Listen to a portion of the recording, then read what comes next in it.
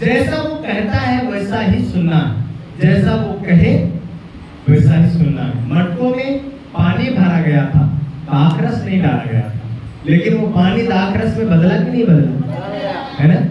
तो इसका मतलब ये है कि परमेश्वर जब भी आपसे कुछ कहता है तो आप उसको सुने, है ना? आप वैसा ही करने की कोशिश करें, जैसा वो कहता है वैसा ही करें। रात में यदि 1 बजे कहता है कि तुम उठ जाओ तो 1 बजे रात उठ जाओ, प्रार्थना करो, है ना? जैसा वो कहता है वैसा करने की कोशिश करो, तो प्रभु आपके लिए काम करेंगे। लेकिन कोशिश करना है वो करने के लिए, है ना? जितने लोगों ने परमेश्वर की आज्ञाओं का पालन किया तो वहां पर परमेश्वर ने उन्हें क्या दिया? विजय दिया। आप यदि परमेश्वर की आज्ञाओं का पालन करेंगे तो आपको भी परमेश्वर क्या करेंगे?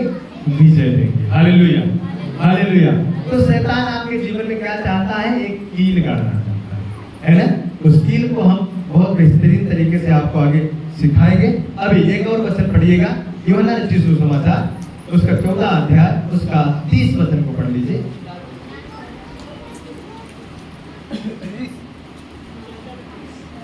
मैं अब तुम्हारे साथ, ध्यान से सुने, 14 का 30, ध्यान से सुने। हाँ, मैं अब तुम्हारे साथ, मैं अब तुम्हारे साथ और बहुत बातें ना करूंगा, और बहुत बातें नहीं करूंगा। ये कौन बोल रहा है? प्रभु यीशु मसीह कह रहे हैं, मैं अब तुम्हारे साथ अब बहुत बातें नहीं करूंगा। क्योंकि संसार का सरदार आता है। हाँ, क्योंकि संसार का सरदार अर्थात शासक आता है। हाँ, मुझ पर उसका कोई अधिकार नहीं। मुझ पर उसका कोई अधिकार नहीं। Hallelujah, hallelujah, hallelujah. आप बड़े ध्यान से मेरी तरफ देखिए। यहाँ पर प्रभु यीशु मसीह आपसे ये कह रहे हैं कि संसार का जो शासक है, जो सरदार है, वो कौन है? संसार का सरदार कौन है? बताइए। शैतान। हालेलुया। संसार का सरदार शैतान है, संसार का शासक शैतान है ना? अब प्रभु यीशु मसीह कह रहे हैं कि उससे कह दो कि मुझ पर तुम्हारा कोई जोर नहीं है। Hallelujah, hallelujah. तो अब आपको इन दिनों में क्या कहने की जरूरत है? शैतान तुम दूर हो जाओ, क्योंकि प्रभु यीशु मसीह ने मुझे बताया है कि तुम उसे कह दो कि शैतान तुम्हारा मेरे ऊपर कोई जोर नहीं है। अब तुम्हारा मेरे जीवन में कुछ भी नहीं है। अब ये जीवन किसका है? यीशु मसीह का है, क्योंकि यीशु मसीह ने क्या किया है? अपने लहू से खरीद लिया है ना? ओके, एग्जाम्पल के तौर पे सवाल ये है, जैसे मान लीजिए कि ये रुमाल मैंने जिस दुकान से खरीदी है, जब मैं इस रुमाल का पैसा उस दुकानदार को दे दिया तो क्या वो दुकानदार कह सकता है कि रुमाल मेरी है? नहीं कह सकता। यदि वो कहेगा तो हम कहेंगे देखो भाई, मैंने इसका दाम चुकाया है, अब इसमें तुम्हारा कुछ भी नहीं है, अब ये मेरी है। ओके, अब ध्यान से समझिएगा। अब आपको शैतान को क्या बोलना है? प्रभु ने हमें और आपको क्या कर लिया है? संसार से खरीद लिया है। कैसे खरीदा है? लहू देकर, है ना? संसार में हमसे चोरी करते थे, हत्या करते थे, व्यभिचार करते थे, झूठ बोलते थे, है ना? बहुत सारी चीजें थी, लीला क्रीड़ा की बातें थी, ये सब कुछ हम करते थे। लेकिन परमेश्वर ने अपने इकलौते पुत्र प्रभु यीशु मसीह को भेजा और यीशु मसीह ने अपने लहू के द्वारा हमें और आपको क्या कर लिया है? खरीद लिया है ना? संसार से क्या किया? उसे खरीद लिया। अब जब उसने संसार से हमें और आपको खरीद लिया है तो हम किसके हो गए हैं? किसके हो गए हैं हम? यीशु मसीह के हो गए। बोलिए, मैं यीशु का हो गया हूँ। फिर बोलिए, मैं यीशु का हो गया हूँ। फिर बोलिए, मैं यीशु का हो गया हूँ। हाँ, आप थोड़ा सा जांचिए कि आप यीशु के हो गए हैं कि नहीं हो गए। थोड़ा सा टटोलिए ना, थोड़ा टटोल के देखिए आप यीशु के हुए हैं कि नहीं। कहने से थोड़ी ना हम यीशु के हो जाएंगे।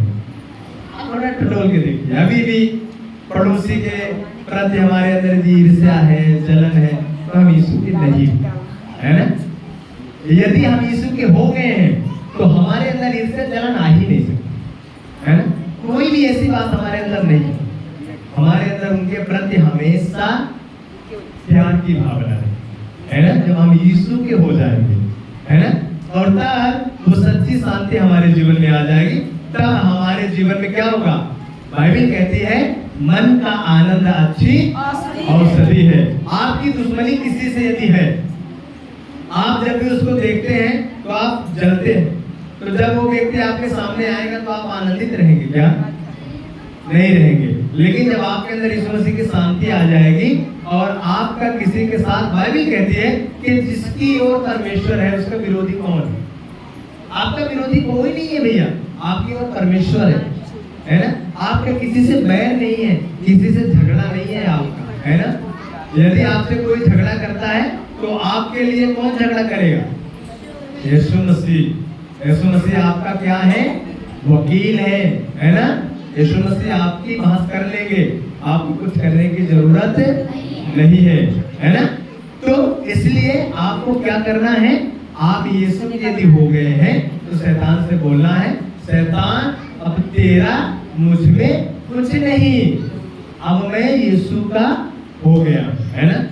ये गीत एक बहुत अच्छा है, ये गीत मुझे आ नहीं रहा है, नहीं मैं आपको बता देता, लेकिन बहुत बढ़िया ये गीत है ना। शैतान तेरा मुझ में कुछ नहीं, अब मैं यीशु का हो गया। बहुत बेहतरीन तरीके से ये गीत है, गीतकार ने बनाया है। तो अभी आपको बोलने की आवश्यकता है, शैतान तेरा मुझ में कुछ नहीं, है ना। अब मैं यीशु का हो गया हूँ, अब मैं यीशु की हो गई हूँ। ओके, अब मेरे साथ आप पीछे पीछे बोलिएगा, बोलिए शैतान तेरा मुझ में कुछ नहीं। हाँ, अब हाथ उठा के बोलिए, ऐसे ऐसे करिएगा, उंगली उठा के आप शैतान की तरफ उंगली को दिखाना है। ओके, बोलिए शैतान तेरा मुझ में कुछ नहीं, अब मैं यीशु का हो गया हूँ। ताली बजा के परमेश्वर को धन्यवाद। आपको शैतान को ये चुनौती देना है, शैतान को ये चेतावनी देना है कि शैतान तेरा मुझ में कुछ नहीं है, मैं यीशु की हो गई हूँ, मैं यीशु का हो गया हूँ। अब यीशु मेरा है, अब वो मेरा मुकदमा लड़ता है, अब वो मेरी सुरक्षा करता है। Hallelujah, hallelujah, hallelujah. इसलिए यीशु का आनंद आपके अंदर होना चाहिए, और जब यीशु का आनंद आपके अंदर आएगा तो आपके अंदर क्या नहीं आएगा? बीमारी नहीं आएगी, क्योंकि बाइबल कहती है मन का आनंद अच्छी औषधि है और मन के जलने से हड्डियां सूख जाएंगी, अष्ट पुष्ट नहीं होंगे, वे ऐसे हो जाएंगे, है ना, तरुई के जैसे हो जाएंगे। इसलिए भैया मन का आनंद अच्छी औषधि है। यदि आप चाहते हैं कि कद्दू के जैसे रहे, है ना, कद्दू कैसे होता है? कद्दू एकदम से फूला फूला रहता है ना, तरोई एकदम से सुस्की सुस्की, तरोई रुआ, है ना।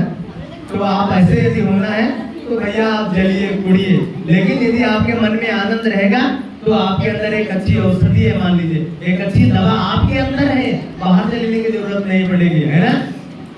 इसलिए मन का आनंद, हमेशा खुश रहो, आनंदित रहो। बाइबल भी कहती है कि प्रभु में हमें सदा आनंदित रहना है। Hallelujah, hallelujah, hallelujah. लिखा है ना, उसमें भी लिखा है, फिलिपियों 4:4 भी कहता है। और वहां पर जब हम देखते हैं भजन संहिता 16वां अध्याय का उसका 11वां वचन भी लिखा है ना, तू मुझे जीवन का रास्ता दिखाएगा, और आगे वेरी गुड, है ना, तू मुझे जीवन का रास्ता दिखाएगा, तेरे निकट आनंद की भरपूरी है, तेरे दाहिने हाथ में सुख सर्वदा बना रहता है। अब सवाल ये है कि आनंद की भरपूरी कहाँ है? बोलिए ना, आनंद की भरपूरी कहाँ है? हाँ, परमेश्वर के निकट। तो आपको आनंद यदि चाहिए तो कहाँ जाना पड़ेगा? हाँ, परमेश्वर के निकट। तो परमेश्वर के निकट जाने का मार्ग क्या है, रास्ता क्या है? क्या है रास्ता बताइए। भाई आपको यदि आनंद चाहिए तो आपको कहाँ जाना पड़ेगा? परमेश्वर के पास, है ना। आप परमेश्वर के पास जाने के लिए कोई ना कोई रास्ता तो होगा, है ना। जैसे आपको मान लीजिए कि आपको आज आइसक्रीम खाने का मन है, ओके, समझ लीजिए, सबके मुंह में थोड़ा पानी आ गया होगा आइसक्रीम का नाम सुन के, कोई बात नहीं, तो आपको कहाँ जाना पड़ेगा? देवता मार्केट जाना पड़ेगा। आप बाजार जाने के लिए कोई ना कोई तो रास्ता होगा, है ना। इसी प्रकार आपको आनंद चाहिए, आगे आपके मन में आ गया कि नहीं आज मुझे आनंद चाहिए, है ना? तो आनंद कहाँ मिलता है?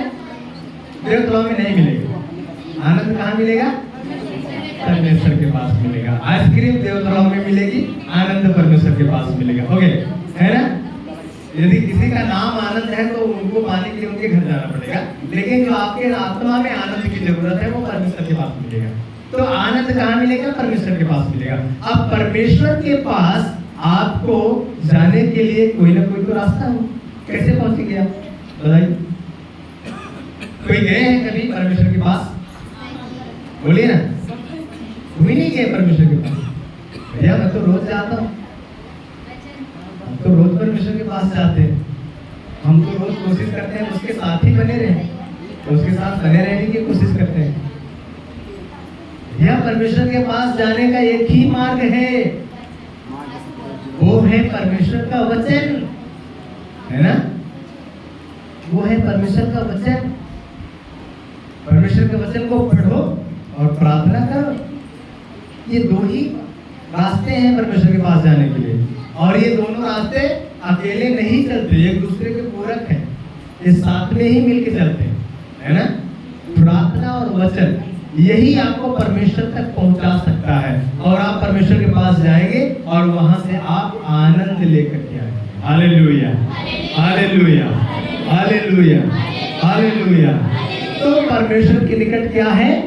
आनंद की भरपूरी है, और उसके दाहिने हाथ में सुख सर्वदा बना रहता है। तो आप जब परमेश्वर के पास जाएंगे तो क्या होगा? आप आनंदित हो जाएंगे। और जब आप कोई यदि किसी को आशीर्वाद देता है तो बताइए किस हाथ से देता है? बाएं हाथ से देता है, दाहिने हाथ से देता है? बोलिए, कौन से हाथ से देता है? दाहिने से देता है, बायां से? दाहिना हाथ से देता है। ओके, अब ध्यान से समझिएगा। और परमेश्वर के हाथ में जो सुख है वो कौन से हाथ में है? दाहिने हाथ में। Hallelujah, hallelujah. अब जब आप परमेश्वर के पास जाएंगे काहे के लिए? आनंद के लिए। तो परमेश्वर आपके सिर के ऊपर अपने दाहिने हाथ को रखेगा, तब आपको क्या मिल जाएगा? आपको क्या मिल जाएगा? आनंद तो आपको मिलेगा, परमेश्वर के पास से चले जाएंगे तब मिल जाएगा, है ना? जैसे आप परमेश्वर के पास गए आपको आनंद मिल गया। ओके, अब जब परमेश्वर ने अपना दाहिना हाथ आपके सिर के ऊपर रखा तब क्या मिल गया? सुख मिल गया भैया, सुख है ना? आपको सुख मिल गया। जैसे आप परमेश्वर के पास गए तो आनंद मिल गया, और जैसे उसने अपना दाहिना हाथ आपके सिर की ओर बढ़ाया तो आपको क्या मिल गया? सुख मिल गया। Hallelujah, hallelujah. ताली बजा के परमेश्वर को धन्यवाद। अब हर व्यक्ति को तो इसी चीज की खोज है कि भैया मैं सुखी रहूं, है ना? लेकिन परमेश्वर भी देना चाहता है कई तरह से, लेकिन कोई लेने के लिए तैयार ही नहीं है ना? तो इसलिए आपको क्या करना है? परमेश्वर के पास जाना है, आनंदित रहना है। शैतान को कदापि अपने जीवन के अंदर कील गाड़ने मत दीजिएगा भैया, ध्यान में रखिए। एक और वचन को पढ़ेंगे, ये वचन पूरा आपने पढ़ दिया ना? शैतान को मुझ में कुछ नहीं है ना?